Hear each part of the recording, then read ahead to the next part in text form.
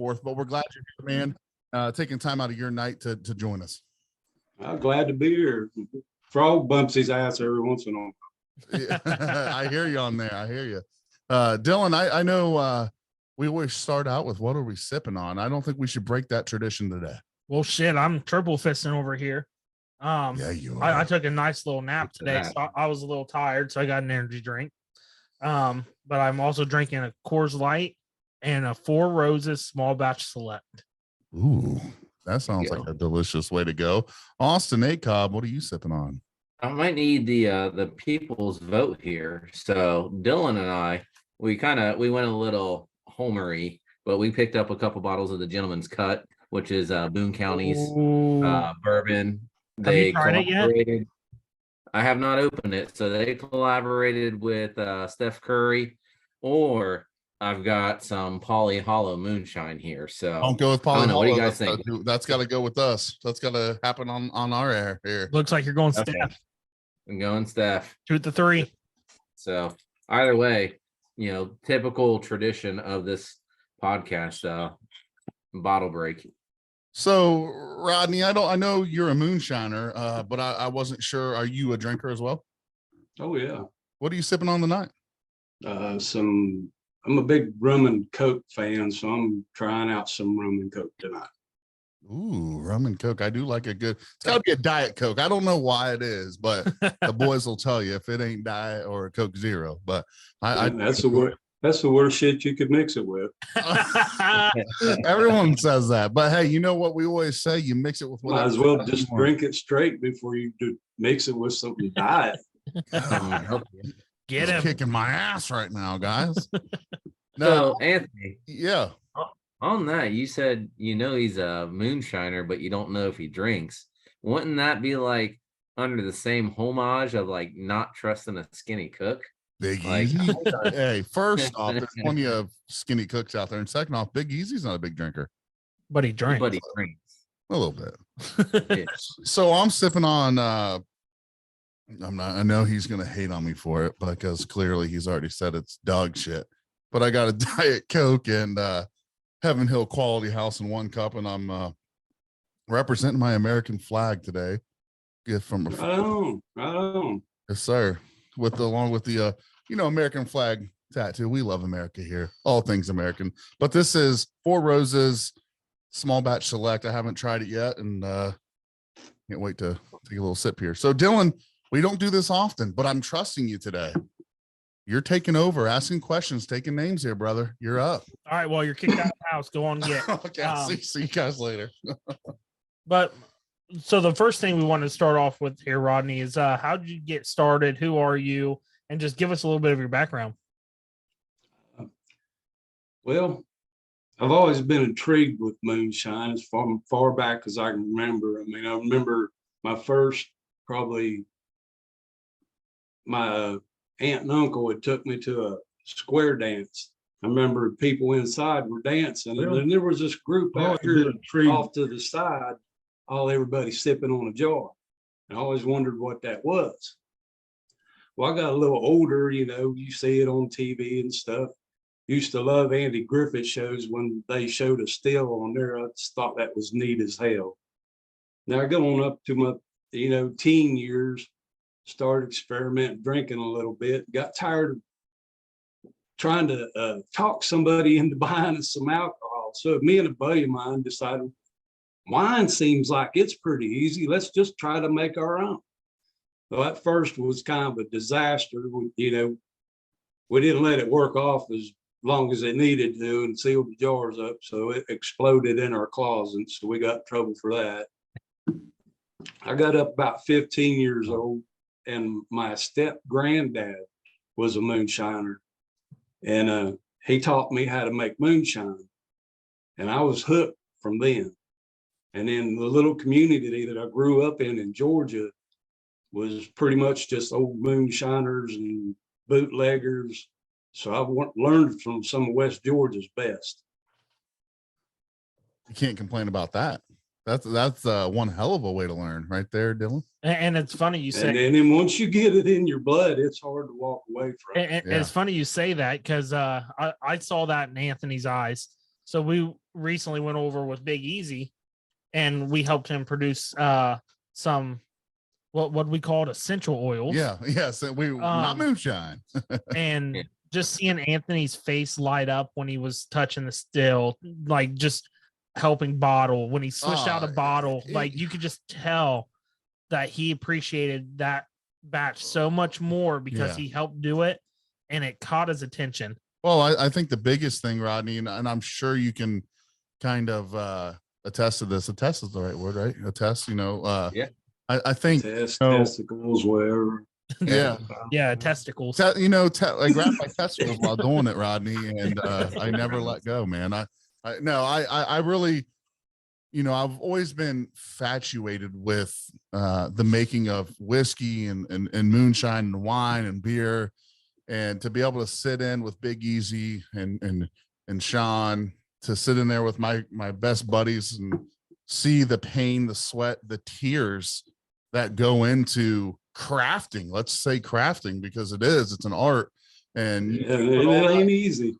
Yeah, and you mix it in and you take that first sip of that jar and you just realize, man, you just made some magic, you just made some art, you just crafted something that nobody else probably has that tastes like it. Just made a bunch of people happy. Yeah, kind of look at yourself as a public servant. Yeah, exactly. I mean, that's a hell of a way of putting it, a public servant. Yeah, I mean, doing the duty, man. It's something that goes back. Austin, how many years has this been going on? How long has alcohol been made? I mean, what you're, that was probably one of the first things discovered outside of fire right there. Oh, you found yeah. kind of how to ferment fruit. You talk about wine and mead and everything else. Those are, mead's very simple to produce. A little bit of honey, a little bit of yeast. Yeah. Throw some fruit in if you want, but man, I bet, people have been getting drunk since the beginning of time. Well, I mean, you look back at some of those, whether you're Christian, Muslim, all of it's all in there. I mean, Jesus turned water into wine. It's always been there. So that's just to witness that in person, Rodney, was probably one of the coolest experiences that I've ever been a part of. And now I'm just locked in. Now I'm just completely, I'm working on one myself so I can start distilling some water. But yeah, Dylan, go ahead, brother. So are we going to the next question we got here? Yeah, whatever, man. This is your interview today, so you rock and roll with it. I mean, he already hit on what got him into the moonshine. So we're not going to go with that. He's been doing it since he was a little kid. So he's hitting on a lot of this, the family history. Other than what you said, is there any other roots in your family with moonshining? I've actually got a cousin y'all in Ohio. Yes, sir. Yeah, all of us are. I've actually got a cousin that lives in Ohio that makes moonshine. Which part? It's probably about 50 miles east of Columbus. Okay. Out towards Zanesville, stuff like that. Yeah, over that direction. Okay. Because we're what, 50? We're probably 50 minutes. We're south. You're southwest. Southwest, yeah.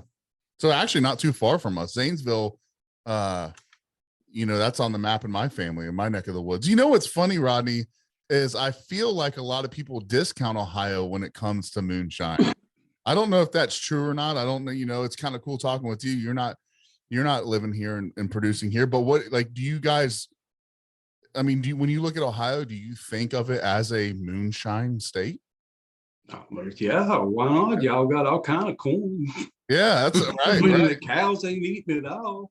But you talk to some of these moonshiners, Dylan. I know you've heard it too, because I know we've been a part of the same conversation where a lot of moonshiners have said, a lot of people discount Ohio right for distilling moonshine. And well, you get down around like southern Ohio, coal mine areas. Yeah, coal miners drunk a lot of moonshine. Mm-hmm. No. Yep. And Anthony, I think people discount Ohio just because of how hard the legislation is here for legitimate distillers. To be frank, this is not a state that you necessarily want to set up roots in if you're going to go into licensed distilling. So I think that might be why we don't hear so much about it here, because there are so many other states that are just simply easier to start just distilling as a business. But they'll probably let you set a brewery up on every corner. 100%. Yeah. Absolutely. 100%. Yeah, You you can do start it a agricultural license. you can start a strip club next to a school, but you can't let a brother open up a moonshine distillery without the government knowing every part of your life. First off, Yeah. I don't know where the strip club is next to a school. I'm being facetious, but but it is true. You know what I'm saying? You Yeah. know what I mean? Yeah, I'm It's- just joking. you can put anything next to anywhere, but once you start talking moonshine, and we've had this Tom's with Tucker over at Tuck and Reds, we've had this conversation how tough it is for somebody here in the state of Ohio to do something that they love when it comes to whiskey, open up a distillery. It's blood, sweat, and tears, and at the end of the day, you're not doing it for the money, that's for sure. Because you're not making much, the state is, but We had the one gentleman from, I think it was Sasquatch Distilling. He lived here in Ohio, but he had his distillery agreement with a company down in Tennessee, where he went down there and mash distilled and distributed out in Tennessee because of the difficulties he saw in Ohio. Yeah. Rodney, what are there a lot of difficulties where you live? What's the state like there? I usually don't have any difficulties. can you elaborate? I really don't know what the laws are. Elaborate a little bit there for us if you can. Yeah. I mean, Rodney, Yes, I really don't know too much about Tennessee law regarding that, other than I love it. The laws don't matter if you the don't mind. obvious. Now, Rodney, are you? I think Dylan, we asked this question earlier. Do you happen to have any recipes out there that somebody could try somewhere? Have you ever worked with anybody to get some of your, I guess, brand out there or anything like that? I've showed a few people, that's wanting to get into it, how to make. I've let them set in with me while I was running some off before. Mm-hmm. So, if anybody asks me and I know, I don't have any problem, yeah, I got you. trying to carry it on. So to elaborate a little more on that, Anthony, and I'm sure you can jump on this. Sean just said that you and Margie make some of the best, that you guys have a legal brand watermelon in Pennsylvania. That's kind of what I was looking at. Was there any? Yes, we collaborated with Jimmy Jack, Sean Shack in Dillsburg. I kept aggravating him for a long time when he had worked for this other distillery that I was wanting t-shirts, and he sent me some down by his daughter. We had to meet her in Pigeon Forge, and I thought, well, I'm gonna send him a quart of our watermelon moonshine. And he fell in love with it and thought he could do something with it, so we collaborated. He did all the legals, it's made there and everything with our recipe, and this is it. Are you happy with it? Are you happy with that? I mean, does it taste different than what you would make at your? Now we went over our recipe and it's got. I mean, it's hard to tell the difference between mine and that. That's awesome. Good to hear. I know sometimes a lot of. I mean, it's that close. Okay. Rodney, how many different? So you got watermelon. How many different flavors or products do you distill? We probably usually try to keep about 5 different flavors. Just depends on what people are drinking at the time. Okay. Is there one that you like? If you had to pick one, do you have a favorite? Do you bounce around? You just like to sample them all, or? Yeah, it just happened. Just whatever I happen to grab a hold to, and that night, just close my eyes and reach in the case. There you go. This sounds good. Yeah. So I do that. that we got in the chat here, and I know Anthony's been wondering some about this. Where's your partner at tonight? She's feeling a little under the weather tonight, so she's trying to rest up. Well, we'll have to get her on here sometime. Oh yeah. So how involved is she like with the day-to-day operations and everything? She's involved with every part of it. She can pretty much set the still up and run it herself. That's awesome. Anthony, who was the last couple we talked to? Our other really good interview we had. I thought that was it was one of my favorite ones just because and you can correct me if I'm wrong or if you disagree, but the one of the biggest things I feel like through moonshine and distilling, whether it's whatever kind of alcohol it is, it always seems like a lot of the times it seems to be like men typically are the ones that to do that, and I think that's not necessarily always the truth. And I'm sure you obviously disagree because your wife, you just said she could run that still herself, correct? Yeah. I mean, when I first showed her how to do all this, she just pretty much about like me when I was young. I just fell in love with it. Yeah. At first, I didn't think she was because I'd be ready to run, and she's like, "Well, kind of dreading it. Or you got to run all this weekend?" I'm like, "Yeah." Nowadays, ain't it time for you to mash in? So, do you know Wild Bill and Rachel? We've met them a couple times. Okay. We had they were both on with us. I don't know if you caught that episode. I was thinking maybe you commented on it. I don't remember. Yeah, I think I did. I think I watched some of it. And when that happens, you draw in another crowd. Let's be honest here. When my wife sees my fat ass on an interview, moonshine, whiskey, or whatever it is, she's not really intrigued. Boys will be boys, right? But when she Rachel on there, then you start gravitating towards a different crowd even, and then she got a little bit more interested in it, and now she's buying moonshine. She's going to Tucking Reds and buying bottles of moonshine, and so it's really cool to see that not only you, Rodney, are going out there. I don't know where you're distilling at. I hope we can get into it too, but whether it's going into the garage or taking a hike 6 miles into the woods, but it sounds like she's super involved with that as well. Oh yeah. Yeah, she's involved with it usually the whole day. Actually, it was her idea when we came up with doing flavored stuff. Mm-hmm. Back when I was growing up, corn liquor just, that was moonshine. Nowadays, everybody wants it to taste like something else. So she thought up the idea, well, why don't we get into the flavored moonshine? And it's become pretty good hit. Flavored's just hitting the shelves hard. Yeah, it is. I've and I'm going to be honest, you can make fun of me and that's fine.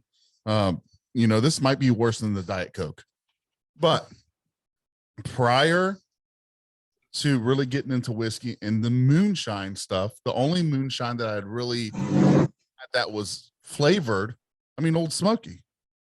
You'd walk into a store, Old Smoky, he's apple pie. You'd walk into a store, boom, they're pickles, they're cherries. And then I start realizing, man, there's so much, nothing against anybody that likes Old Smoky. There's so much better out there. Like, this flavored game. Cooper Creek. Yeah. It's this flavor thing is really taken off. And I know over at our closest place is Tucking Reds. Yep. And they've got a lot of great flavored product that you can my wife just takes the sips right out of the jar. I never would have thought she would do that, Oh yeah. When flavored stuff come out, that opened up a whole, whole different side. Men are going to drink straight corn liquor, but their wife won't. But if you, drop that proof down a little bit, make it taste like something else, then women like it. Yep. They start dropping in blueberries, You gotta. Oh yeah. And I think, Anthony, to that point, Old Smoky is, I can point you in the direction of 20 different better flavored moonshines out there than Old Smoky. But you needed that commercial success of Old Smoky to open everybody's eyes. I really give Old Smoky credit for taking the haze off of what moonshine is. So many people associate moonshine with being illegal, being this dirty backwoods product. So even though I wouldn't say that they're a product that I would want to go out and drink today, I do give them credit because of their commercial success and they're at their expense, because they used a lot of money and revenue to get that exposure, that it really opened the rest of America up to trying flavored moonshines for the better. Yeah, I agree. That's a good point there that I didn't even ever think about. Yeah, make fun of Old Smoky all you want, but at the end of the day, you're saying they brought a platform for other people to stand on to be able to come out and do something like that. Absolutely. That's good. They brought the whole moonshine thing back. When I first moved to this area and started running a little bit, I guess the people that lived, that made moonshine in this area back in the day, I don't know what I might have killed people, or it was some bad stuff, but back then they just ran black pot, and it really left a bad taste in a lot of people's mouth. And you say something about, you try my moonshine. Oh no, I don't want none of that. I don't want we're here to try mine. So Rodney, speaking of So that, it's a lot. They opened it up to people wanting to try moonshine again. No, they made it acceptable, which is it only opens up the market for all the, Anthony, like you said, the crafts, the artists. Old Smoky's not an artist; they are a mass producer, but they got the image restored. So, right. Yeah. So Rodney, one thing that we've noticed, talking about ingredients, it seems like a lot of people like to buy local, like to buy like some fresh stuff from local farmers and everything. You want to talk about some of your ingredients, and do you shop local as well? Yeah, I'm pretty set on one. I've got corn that I use that's from Alabama. I've had real good results from it over the years. I've tried different crack corn from like Tractor Supply, if I got in a pinch and just had to have it. But I usually get my corn from a place in Alabama. It usually works out best. And then I like throwing a couple different kinds of barley in there. I believe it smooths it out, gives it a different taste. Very now, cool. Rodney, have you tried different types of corn? Do you stick to one style of corn? Because Sean Rigsby, I think, Anthony, you've got a bottle. I've got a bottle. He did like the red corn. So, Yeah. Rodney, do you play with different corn? I haven't. I've got a buddy that's supposed to hook me up with some kind of corn this year or here directly, but I usually just use the same. Okay. If it ain't broke, what Absolutely. I just can you explain why people might use different corns? What might change about them? I don't know personally because I've never used any of it. Okay. That they use, like the Jimmy Red and Hickory. But I mean, I've read on it. I think it's got like a higher sugar content. Don't quote me on that. Okay. Yeah, I mean, for me, it's just I eat sweet corn. That's about my extent of knowledge. I got sweet corn, and then I got feed corn for my chickens and stuff. So yeah, that's my extent, my knowledge of corn. I like corn too. Now, Rodney, here's another question for you. We've seen a lot of different stills and everything. Are you just running a traditional still? Do you have a thumper? Like, are you? I run a 75-gallon copper pot with a thumper. Okay. Did you make the still? Did you make any of the parts, or kind of assemble your own still? I've got a friend that usually builds my pots for me when I need one, and then he builds the pot and arm, and then I'll finish it out from there. Okay. So I do have a question, and you guys know Big me. Surge is coming in. You guys know me. If I don't ask now, I'll forget.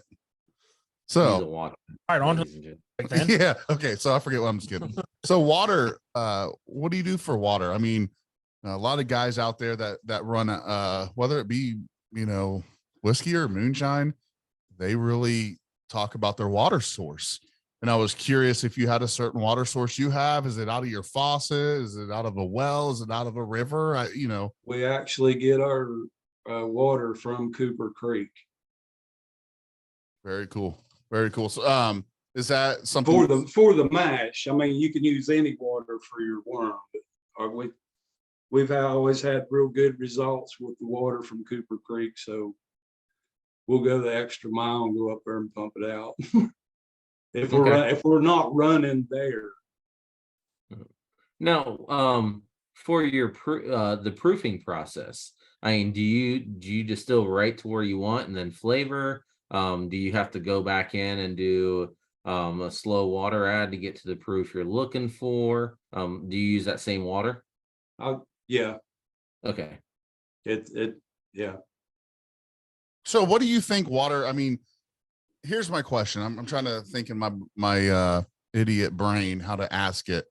Do you think or I guess how important is, I mean, get it out of a faucet? Do you get it? I mean, can you get it out of a hose? At the end of the day, Rodney, is it going to be the same thing? I mean, is it going to be, after it's all said and done? No, it's going to have a different, your water is going to affect your taste quite a bit.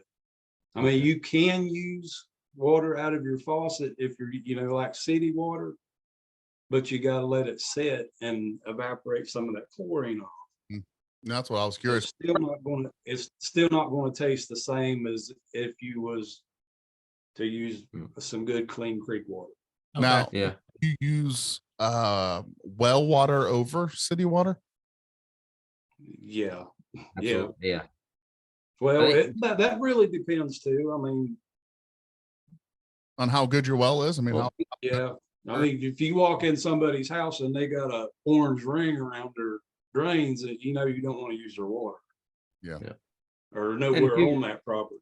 Yellow rings. Just kidding. To Rodney's point too, with city water, with your city water, like you said, burning chlorine off, that takes time. A lot of cities use I mean, you can do it, you can throw it in your pot and boil it. And I mean, you can do it a lot quicker. Most but people, you either got to burn that off. A lot of cities, they actually use carbon powder as a purifier. They put fluoride in the water for whichever reason they choose to use it. That's a different discussion in itself. But there's a lot of additives when you get water from a city or from a water company. Okay. That you've got to filter. I've did it before, and I mean, the liquor it wasn't bad. It just didn't seem like it yielded as much, and it did have a different taste than what it usually, what we're usually used to running. Yeah, I'm kind of interested now with Sean. He ran that what was it, the bloodline berry infused, if it tastes a difference, because the water there they use on the show is different than what they're using there, I'm sure. You got that watermelon somewhere. That's why I asked earlier if it tasted a little bit different, just because obviously the water would be different. Yeah, you're using water from PA versus there in Tennessee. I don't know what he's doing, but it's close. Yeah, there you go. If you was to taste mine and his, you probably couldn't tell the difference. Very cool. But I do know he's got a spring or something. I think that's what they're getting their water from, a spring. They have natural source of yeah. Okay. He's actually got, Jimmy Jack has actually got a spring in his backyard. We went up there about I think it was like 2 years ago when he started bottling our stuff, and he was showing me the spring, and he's got like a gazebo kind of thing around. Damn, man, I'd have to still set up right here. Mm-hmm. I mean, how hard is it to, I don't know. Do you have a still set up out in the woods? Like how, I mean.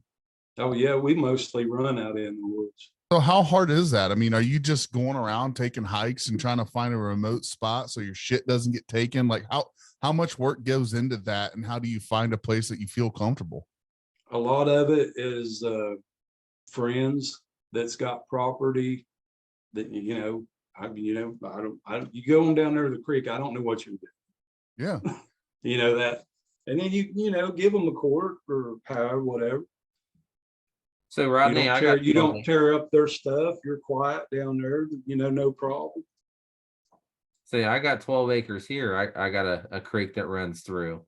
I could set up a good spot here. Is that what you're saying? Just up there. hide it real good. Arch. Sean, how that flat land is up there. Yeah. Have We're- to build you a Awesome. shine blind. Yeah. We're trying to get over to Austin's to set up a water distillation system. So it sounds like Sean, Ian. and Yeah, we need to make a trip to Wilmington. You got that one guy that doesn't like Wilmington people. yeah, shout out. Side note here, Jason Davis, Austin wants to, did he say hook up? Something about hook up. Oh, that's kind of a funny word, but hey, it's 2023. I don't know. Austin, I'm just letting you know, Sean Rigsby said shit. Let's roll. Let's go, baby. This, where'd you going, Austin? Sean, I'll text you my address. Let's go. Where did you think it was going? Mine was going. Do you think it's going in my Northridge basement? It's going in your gutter. Yeah, right. That's a good one. Have you ever made, Rodney? Have you ever made it from rainwater? Ooh. No, Could you? yeah. What the I mean, that's rainwater is pretty filtered, right? I mean, drink rainwater? I don't think you can. There's so much pollution in that. no, you can drink plenty of rainwater. Yeah. Unless you're in Cincinnati. But you could drink piss too if you got There you go. to. Filter through a t-shirt first. But I was reading on the internet the other day that you can make liquor out of piss. Oh, Well, shit. you know how internet goes. You don't know yeah, what. let's not trust the internet. You know, Grills. Is it Bear Grylls? Yeah. The nature fanatic. He pissed in a snake skin one time and drank it and said it filtered it. So yeah. He also probably just left a 5-star hotel and went out into the woods and Probably. fucking shot that. well, you know, it's actually interesting because It was actually yellow Gatorade. it probably was lemon. It was lemon lime Gatorade. You know, it's kind of interesting though, because you know how people always say, like, if you're drinking a Miller Lite and someone like scores it, like, you're drinking piss water. It would be funny to try to distill some moonshine and call it piss water. And there's an idea for you, Rodney. Anthony Sean said, if we run in the woods, your piss pot gonna have to stay at home. I'm pissing in the still, boy. I'm gonna do some post flavor. Yeah, that He's uninvited. Yep. special And- sauce. Is there anything else, man? You know, how's it work? Like, how far are you in this process of shining? Is this I mean, it's a season ending for you guys? Is it all year? Yeah, it's getting we usually quit around October whenever it starts getting cool because it's so hard to keep your mash warm. I mean, we do run during the winter time if it's a have to situation. Do you ever? But usually we quit about October and then don't start back till like May, June. Okay. About going into DTs then because we hadn't made no liquor in a few months. Yeah. And out of curiosity, what did you do? Just Google, can I use my piss for moonshine in the wintertime? While, I was Margie was showing it to me one night. hard time. Yeah, that's cool, man. Another thing that I want to try to do is I want to go as old school as possible and try to run something of nothing but wood fire to heat it up. I would think that smoke would Give you away. yeah, I mean, it would just give you some type of different flavor. I think what is the most popular way? It would be just propane, right? Yeah. No, not mine.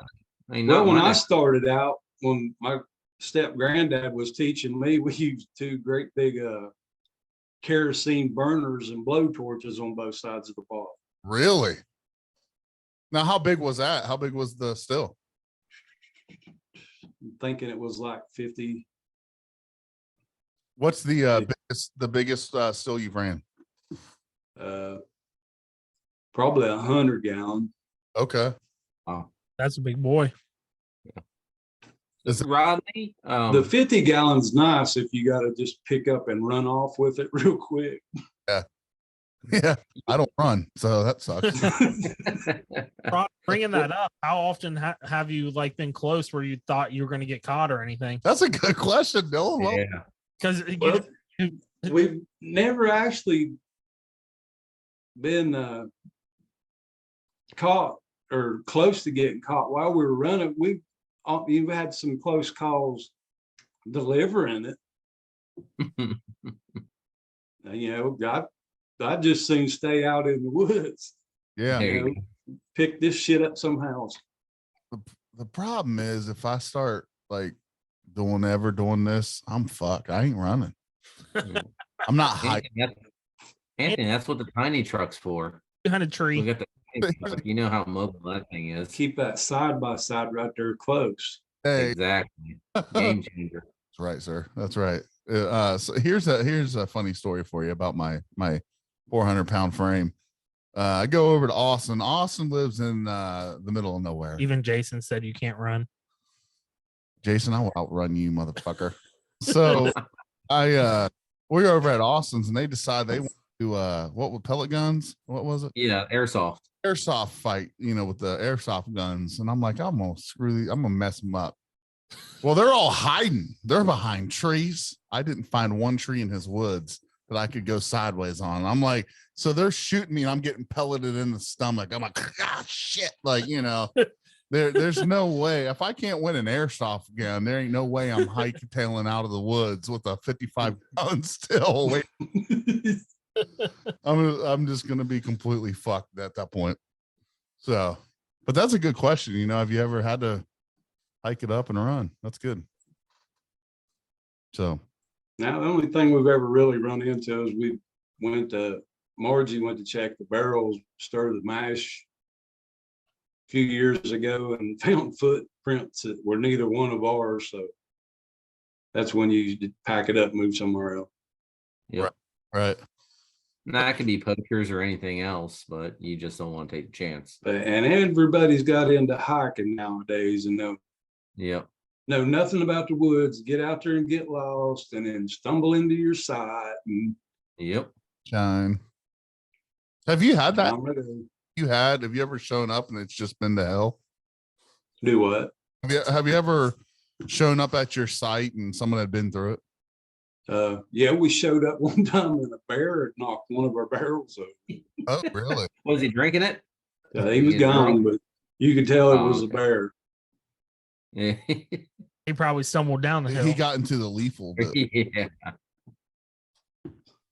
Well, I didn't want to keep you here all night, but I do have a question for you. This is a question that I ask everybody that comes on to the American Whiskey Podcast, and at this point, it's a staple, and I'm going to continue to ask it because I'm a proud American. I love America. I'm speaking for American Whiskey Podcast in general. I'll never stop loving America the way that it was founded, the way that we know that it should be. But I don't care if you're a Democrat or if you're a Republican, what it is, but I just want you to bring up just one thing that you want to say about America. And I don't give a shit what it is. I don't care what anybody else listening thinks of what it is, but I just want to give you that platform for a minute to tell us, something about America, man. Something that you love, something you hate, something, whatever. I don't care. Well, I know you weren't ready for it, but that's the question. yeah, you put me on the spot. To me, it's just not. I mean, I love America. I tatted it on my body. I just. Oh yeah.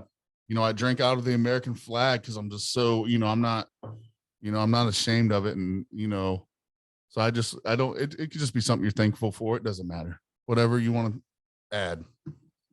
I'm thankful to have so many freedoms that we have. I'm not real proud of how the government's letting all these immigrants in right now, but other than that, I'm proud of America. I'm glad we live here. Yeah, I love to hear that. I'm Nice, glad that short and simple. I love I'm it. glad that I live here, and as am I. You think about when I created American whiskey, people were like, "What does that even have to do with anything?" And I always ask the question, like, "What? How doesn't it?" I mean, we just talked about it in the beginning of this. That's what America was built on. 100% Whiskey. content. Whiskey and beer. Well, What's made the footprint of this country. Even when they made it hard to buy it, and you could only get it during with a prescription, it was still, funding America during the Prohibition. It was, they could. yeah. If you've got good moonshine, you can get about anything you want. Right.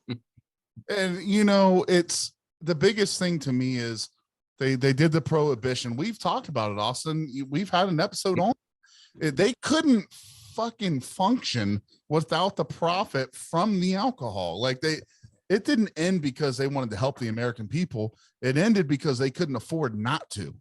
Right. And that's kind of what we got into that episode. It's why they made it medicinal purposes. Right. That's why they did all these things so it could still get out and about and not just die away. And you got guys like Rodney that are doing it, to this day. People are still doing it. They're bringing what did you say, Rodney? You said you were, what do you call it? He said, public servant. Public servant. He made essential oil for your skin. Listen, if I'm alive during the prohibition, I'm going to the doctor. Cough syrup. Doc Rodney's cough syrup. Yeah, I like that. I mean, yeah, go ahead. So to that point, we won't delve into it this episode. We don't have time to. Oh, we have now, there is a legislation over in Kentucky right now trying to repeal a portion of the barrel tax that goes into whiskeys and bourbons for the country that have heavily funded schools, roadways, everything else. So you talk about we are 100 years or so, from prohibition, and they're starting to make these odd decisions to try to defund. We saw the rise in whiskey and moonshine over these last 5-6 years, and now that it's a mainstream product again, these tax legislations are starting to show up to curb the success of it. So that's one thing. Listeners, us as fellow people on this podcast, go out and look at that, what's going on there. It's really unique. Like we're making a circle back around. Not saying that prohibition is going to become a thing again, but they're starting to try to, remove taxes, defund it in a way. It's very, very circular motion. I was Cycle out it the other day, and something that I know this has been said before, but I actually believe it. It's there's so many more of us than there are them, and somehow or another, these idiotic laws, or whatever you want to call it, it's still like this stuff doesn't come from the people. I don't feel like it's coming from those people that are trying to make decisions for us. You know what I'm saying? And luckily, we still have people like Rodney that are able to fill our medication bottles. If that does happen, Rodney got public servants out there Look me up. that I'll are take care of them. to fill your fucking prescription bottles, because people in Washington or your state capital are too busy about what Austin's talking about right now. I mean, it's a real thing, and educating yourself. We always say Austin's the most educated person on the podcast because he is. I mean, he's always, Austin, you're always trying to dive into knowing what's always watching, man, and that's awesome. Well, it's no secret because let's be real about it, Anthony. Me and you will do a research on what we're going to be drinking, or someone that we want to talk to, or something like that. But Austin gets to the laws. Yeah, he gets what's coming up in legislation. Yeah, he thinks outside the box when we're thinking one-minded most of the time, which is good to have. Yeah, and I thank you for that, Austin, and Rodney. I thank you for the public service that you're doing, man. I love that distilled water, brother. It's good. It's great on the ice. It's great straight. I love it. Speaking of that, Rodney, how are we going to get a jar of this watermelon? People keep bringing comments. I need some medicine. They can get it at Jimmy Jack Shine Shack in Dillsburg, or get in touch with him. He can maybe hook them up. Okay. Sounds like I got an ailment, so if I need to travel to Tennessee, we just need to reach out. Yeah. If you get down this way, just holler. There we go. How about road trip when we come down that way? Yeah. As long as you got a 4x4, because I ain't walking all those places. Fucking with you. All right, Austin, Dylan, do you guys have anything? Rodney, same for you. You got anything for us? Or no? I think that's a great episode.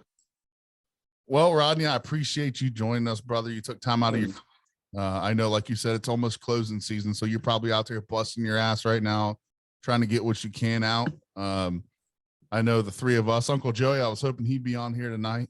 He didn't Well, make it, but now that you said that, Anthony, I do have one more. go ahead. Rodney, now that you're coming close to the end of the season, do you find yourself putting in longer days to try to get that little more push out, or are you running about the same?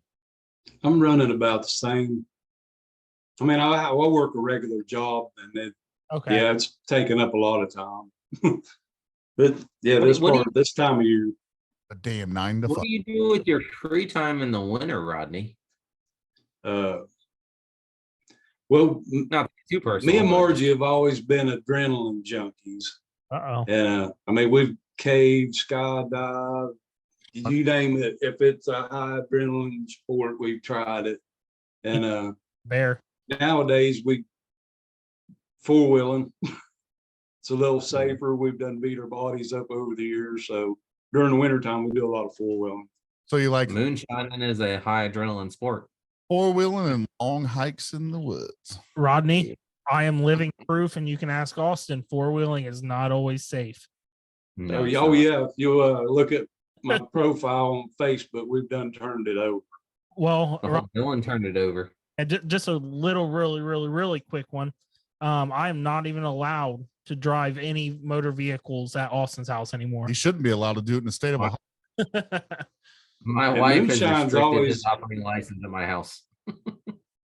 Moonshine's always kind of financed our endless summer. Yeah.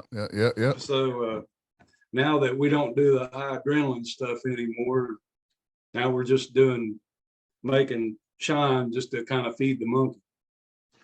There you go. Well, last thing I want to say is cheers to everybody listening. We appreciate you guys stuck in there tonight with us. Cheers. I just want to let you know, Rodney, you're doing something right, brother. We've had a lot. Appreciate it, man. I'm glad y'all wanted me on there. Yeah, man. If you want to know how good your moonshine is, and if you ever need to, figure out is it good, just go back and listen to or watch this. And so you got so many people on here, dude, that are saying how good your stuff is. And Well, I appreciate it, everybody. I hope we can come down there and we can meet face to face, shake your Oh hand. yeah, Thanks for definitely. fantastic public servant and filling medication bottles when needed. We have the second Taking half care of the people. on here with us one day. Yeah, to get the second half, the better half, the old ball and chain on there, man. Oh yeah, yeah. If she would have felt better, she'd have definitely been. Well, we get it. God We bless totally get it. America. That time of year.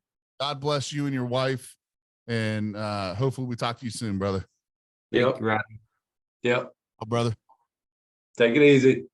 Peace.